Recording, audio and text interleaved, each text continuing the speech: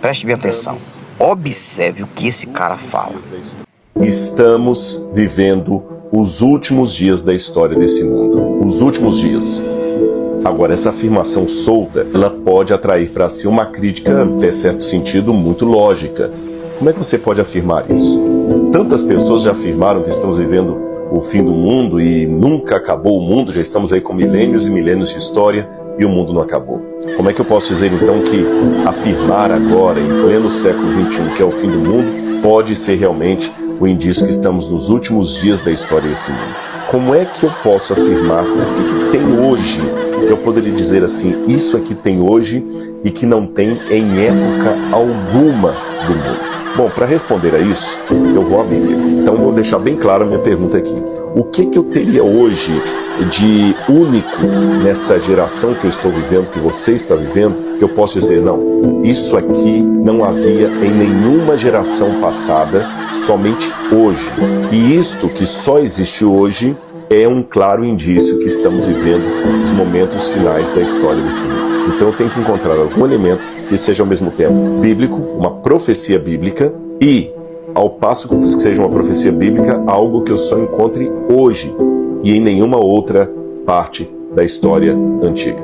Quando eu vou para a volta de Jesus descrita em Mateus capítulo 24, que alguns teólogos chamam até de o pequeno apocalipse dos evangelhos, me chama a atenção que, embora Jesus aponte aqui alguns elementos que haveriam de ocorrer no mundo antes da sua vinda, ele fala de guerras, ele fala de terremotos, ele fala de convulsão social, ele fala de homens desmaiando de terror na expectativa das coisas que iam vir, mas chama a minha atenção que sempre quando ele declara essas coisas, ele fala assim, mas calma, ainda não é o fim. Quer ver? Por exemplo, em primeiro lugar, os discípulos não fazem uma pergunta plural para Jesus, que sinais haverá da tua vinda? Eles perguntam, que sinal? Olha aqui, Mateus capítulo 24. Pois é, vocês acabaram de ouvir aí o besterol Rodrigo Silva. O Rildrigo à Deriva, que é o apelido que eu arrumei para ele. Eu critico no campo das ideias, nada contra o ser humano dele, mas tem uma coisa que eu teria que falar para o Rodrigo Silva que eu falaria para um filho meu. Eu falaria para um filho meu. Rodrigo Silva teria que tomar vergonha na cara dele. Muita vergonha na cara. E parar de falar mentira, porque ele é mentiroso, cara, muito mentiroso. Ele tenta fazer um subterfúgio da mentira mental, mística, para ir dando sustentabilidade à sua tese adventista, à sua tese religiosa. E observe que quando ele começa a falar aí, ele começa a relatar sobre os últimos dias, segundo eles, os últimos dias da raça humana, ele entra em um pouco em estado de consciência e fala uma coisa interessante. Como é, Rodrigo, que podemos afirmar se milênios já se passaram e nada, e sempre falaram isso? Fim dos tempos, fim dos tempos, fim dos tempos. Rodrigo Silva não é mais criança, vocês sabem disso. Rodrigo Silva já tem uma idade bem avançada. Ainda não é idoso, mas tem uma idade avançada. E ele sabe que desde a da primeira impregnação religiosa da vida dele, ele já ouvia isso. E ele começa a falar de sinais no sol, sinais na lua, sinais aí, sinais aqui. Vocês sabem que a adventista trabalha muito em cima desse besterol chamado de sinais, né? Se você vai conversar com um adventista da sétima mentira, que eu acho que pode contar que você vai contar milhares de mentiras, né? Mas como eles se denominam adventista do sétimo dia, então eu costumo chamar de adventista da sétima mentira. Aí, pode observar que você vai conversar com um adventista, eles vão falar de sinais. Sinais no sol, sinais na lua, sinais na puta que pariu, sinais nisso e naquilo. E o adventista vai vivendo deste engano. Mas tem adventista esperto, espertalhão, que o Rodrigo Silva não é besta. Rodrigo Silva, com certeza, eu com certeza não vou dizer com certeza não. Eu falo que é uma opinião minha pelo que eu ouço nos podcasts, alguns besteróis que eu ainda consigo ouvir ele falar, porque eu não consigo, na verdade, ouvir o Rodrigo Silva falar 20 minutos. Eu já falei que era para mim colocar Dramin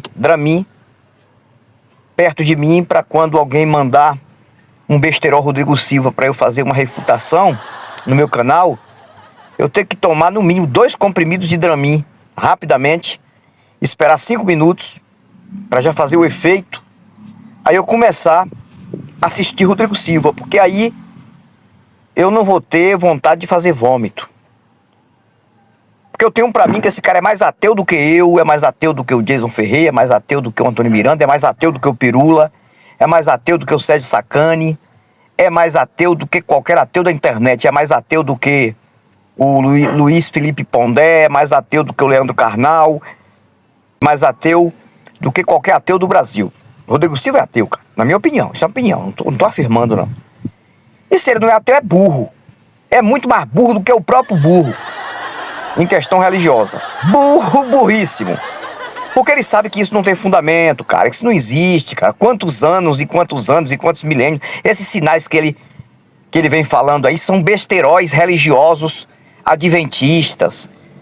E parece que ele se esquece que a profetisa mentirosa que dá vazão adventista do sétimo dia, que era a Ellen White, ou Ellen White, sempre mentiu. A maior mentirosa sobre esses relatos dela. E ele, cara que nem Rodrigo Silva, a gente ouve,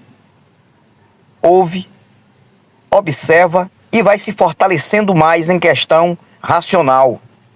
Porque se ele pensa que essa fala dele aí vai ajudar alguém chegar numa suposta fé religiosa para ficar impregnada na religião dele, tá enganado, enganadíssimo. Isso aí é pior, cara, é pior.